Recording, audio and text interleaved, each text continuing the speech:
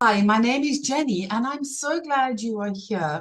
Love yourself no matter what applies to anyone and everyone who has regrets, who perhaps has made decisions and poor choices and now is living with the consequences of those. And it's to do with so much that has happened in our lives up until this point. A little bit about me, how this came about was I spent a lifetime searching what is it that I can give to others to help them make their lives easier, better, pain-free, hurt-free, to release them from the things that trap them in the past, or where they constantly live in anxiety about the future. And also where it's seemingly impossible to stay in the present. And I'll give you an example.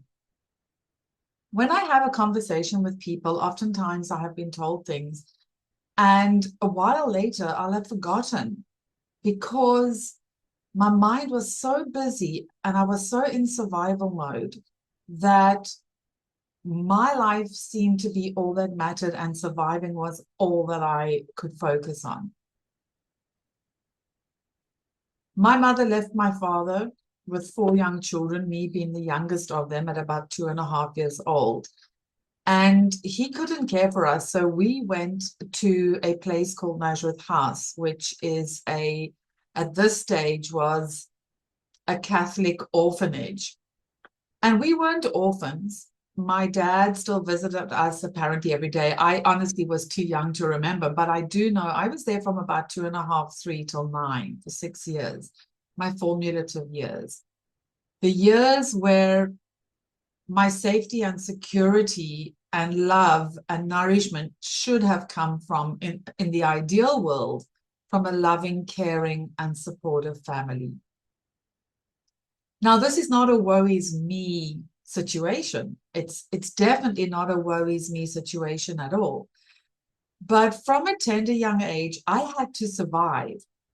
And I remember, for example, that when the nuns thought that you had done something wrong, and here I am, this wee little girl, they would make you stand on upside down tomato boxes until you fessed up to something that you didn't do. So you would just stay there because you couldn't fess up to it. And it was really cruel and harsh. And I remember sitting in a corridor one night. I had dropped something on the floor and got out of bed. And the nun came and found me, and we slept in dormitories. So it was like girl, boy, girl, boy, girl, boy. There must have been about 15 beds in one room. And I had to sit outside Mother Superior's office. And for me, as a little child, maybe 4 or 5 years old, it was horrific. And there were cockroaches running like past me. So these are the memories that I have. Then when my father remarried my stepmother, who was an incredible gift, that she took on somebody else's 4 children. My father and my stepmother got married and took out the older 2 children, my older brother and sister. And my younger, well, myself being the youngest, and my brother, who's a year older than me, we stayed in for another year. As an adult, you can understand this. You know, here's a woman getting married to my father, and you can't just brought 4 kids on her in one go. So it was an acclimatization of things. And this is not a worries me, but this is to give you an example of how life can play out. So throughout my life, after that, I was, just living my life in a great place. And really, we were well looked after. We were fed, we were clothed, we were educated. But bless my late father, he was a very undemonstrative, emotional person. So it wasn't like you got lots of hugs, but you knew you were loved. You knew it. And my stepmom the same. You knew that she loved you because you could see it by the actions that they were doing, but there was never this feeling of overwhelming sense of love. Now, one could say that is because I had blocked it out from a young age, and maybe to a great degree, but also I know what I'd grown up with. And so I suddenly was thrust into this world on a back step, on a back foot. I then completed school, and at this stage, I really wanted to feel part of a community, part of something. And so I joined this breakaway church, and it turned out to be a couple of years later, a cult. And I left before it was found out to be a cult. But that was also its own traumatic experience in itself. I then went overseas. I had my daughter in London, and I came back as a single mom when she was 3 months old, and I raised her on my own. She's now, in fact, today is her 29th birthday. And she's married, has a successful business, her own bookstore in America. She's British by birth, South African by citizenship, and American by marriage, through marriage. So I've looked at my life and successfully in my career. My father couldn't afford to send us all to university, so I went and got a job, and I spent a year studying and then went and got a job, and I paid my own way for my studies while I was working, and I went into the human resources field. And I spent 3 decades doing HR, and I worked myself up to an executive role, a directorship role. And one day I just said, things aren't going great, and I could see the writing on the wall with the business in terms of sour relationships, and knowing that the owner was going to sell at some point because he was getting on in years. And I didn't want to get caught in a situation where I wasn't prepared for it. And I wanted to leave and start my own thing, which I did. Instead of following my heart and trusting and loving myself and others enough to say, yeah, I can do this, I actually found myself listening to other people and other people's opinions. Something that my eldest brother actually pointed out to me is, stop quoting other people, start saying your own truth, start saying what you believe. And it really hit home for me. I did give it serious thought, and he was right. So that business didn't work out, and with that came a really difficult next 7 years of my life. Because I closed that business and I voluntarily sequestrated myself. And that was really hard. And I found myself living in survival mode. And I knew that I wasn't going to leave full-time employment until my daughter was finished school. She was at university, and she was going to America straight after university. And so over these last 7 years, I've really had the opportunity. I wrote a book, 12 Steps to Loving You. I've spent time studying through the HeartMath Institute, building personal resilience. I'm busy doing a trauma counseling course. And I really looked at, what is it that I want to teach people? What is it that I really want to gift others? And it's this: love yourself no matter what. No matter what you've done, no matter the mistakes, whether you have been incarcerated, whether you are on death row, whether you are in a war-torn country, whether you are struggling to survive, whether you have been abused or are the abuser, no matter what, if we could all learn to strip away everything that we've plastered over ourselves, that's not our true identity, that's not who we are, and we really learned the essence of harmony, peace, integration, collaborations, real relationships and friendships based on true love, unconditional love, not I will love you if. but I love you because you are lovable. If we could all get to that place, the world would be so much easier to live in. I look at one of my best friends who is a former Iranian government employee, and she and I have been best of friends for 7 years. She lives in Tehran next to a military base and in her own apartment. She now is in the private sector.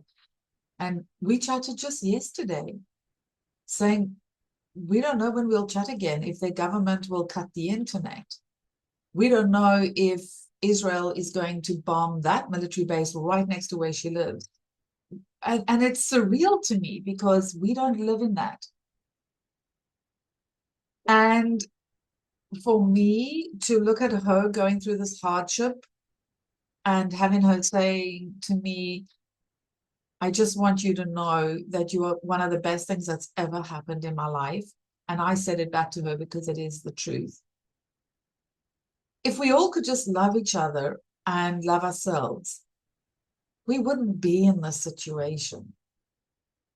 Am I asking for an idealistic world? There's always going to be conflict and friction where there's human personality.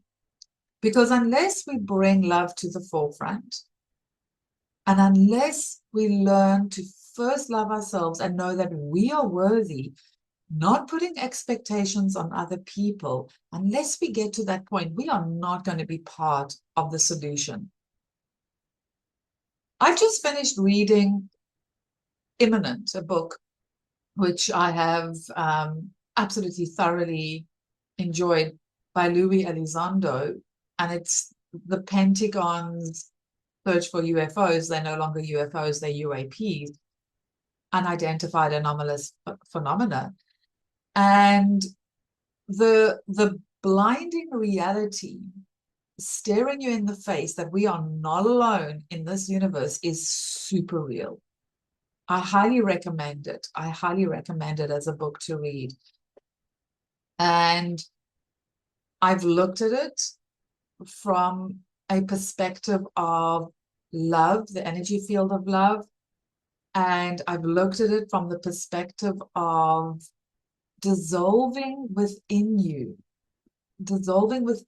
all that you are not, all this angst, anxiety, depression, worry, fear, guilt, shame, blame. You just look at it and go, sold that building, I've moved on. Or I've demolished that building, it's no longer there, I've moved on, is probably better, because I wouldn't want to sell my past to anyone. Don't get caught up in being force-fed what other people's ideology is, whether it's religion, spirituality, ideologies, it doesn't matter. Opinions, views, point of views, beliefs, it doesn't matter. Get to the core of what this is all about. And it really is all about loving yourself no matter what. And loving yourself means, honestly, it means forgiving yourself for what's happened in the past, for what might be happening in the present, and for perhaps your inability to provide for your future. Forgive yourself and love yourself and know that you are not alone in this. So again, no matter who you are, what you've done, no matter, I can list all the discriminatory factors and lay them out for you. No matter your race, spiritual beliefs, marital status, whether you are a he, she, or them, they, it doesn't matter. It doesn't matter. What matters is you. You matter. And you have a voice to claim back. You have a right to love yourself no matter what. So I urge you to really look at this deeply. In the long term, I would love to take this into the prisons, and I would love to take it to the communities where there's depravity, to really sit with people who just don't know how to, because I went through that for a long time. I did not know how to love myself. And so I projected that outwards. I projected that outwards and wanted to get it back. I was so messed up. I was so messed up that I had a really wonderful boyfriend. And I remember saying to him, everything will be fine unless you tell me you love me, then it's over. I just wanted it, but couldn't deal with it. I wanted it, but couldn't. Now, how messed up is that? And it took me decades to unravel that part of me that said, protect yourself, protect yourself, protect yourself, protect yourself. I love A Course in Miracles. There's so many things in it that speak to me, and there are a lot of things in it that I don't agree with. And there's a lot of interpretations that people make that I don't agree with either in it, but that's okay.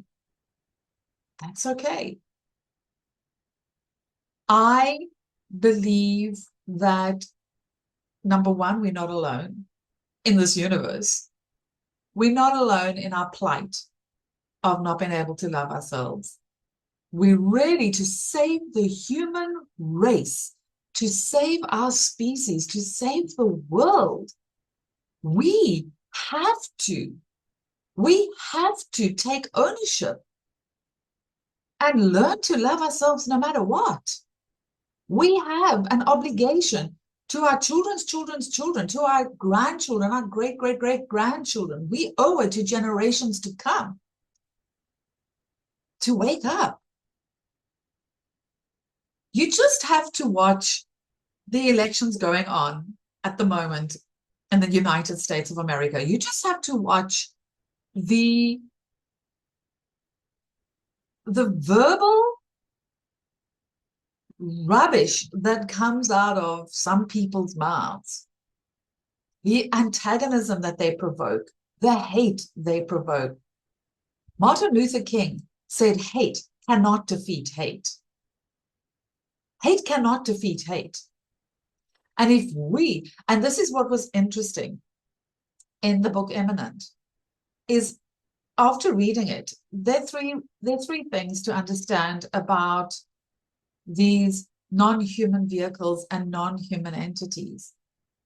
We don't know their intentions. We don't know if they are hostile, enemy, foe. We don't know if they're just here for our resources. And if you read the book and I say water, you'll understand what I mean. We don't know if they're friend. We don't know if they're looking at humanity going, because they are technologically incredibly more advanced than we are. Incredibly more advanced. The very idealistic and staunch evangelical Christians say, and even in Congress, right up to the top of the Pentagon, even there are people in the corridors saying, leave this alone. Let's not look at UAPs. Why? Because they are demons. Because that is their frame of reference of what they've been taught. They're demons. They're the devil's work.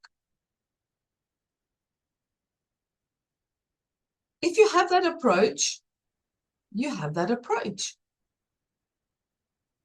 But you owe it to the world. And hats off to Louis Elizondo for doing what he did. Hats off to him for leaving after 22 years, serving in the military and working in agencies and running task forces about these issues. Kudos to him for the sacrifices he made so that we could get to know what has been hidden. And not everything, because not everything has been declassified, but a lot more has than if he didn't do what he did. So based on that, love yourself enough, like he did, like Louis Elizondo did. He loved himself enough to stand up for the truth. Love yourself enough to stand up for the truth. And I'm going to say this. I don't care your color, your sexual orientation. I don't care your age. I don't care your social status. I don't care where you're from, where you've been, what you've done. All I know is that deep within you, at the very essence of who you are, is a pureness that cannot be erased. Is a pureness that cannot be erased. Let's all learn to tap into this field of love. And as I take you on this journey, I hope that you will get to know me a bit better, and you will go and grow with me and be able to then go off on your own paths and find your own truth and speak it with love from a place of loving yourself enough to give yourself that voice, no matter what.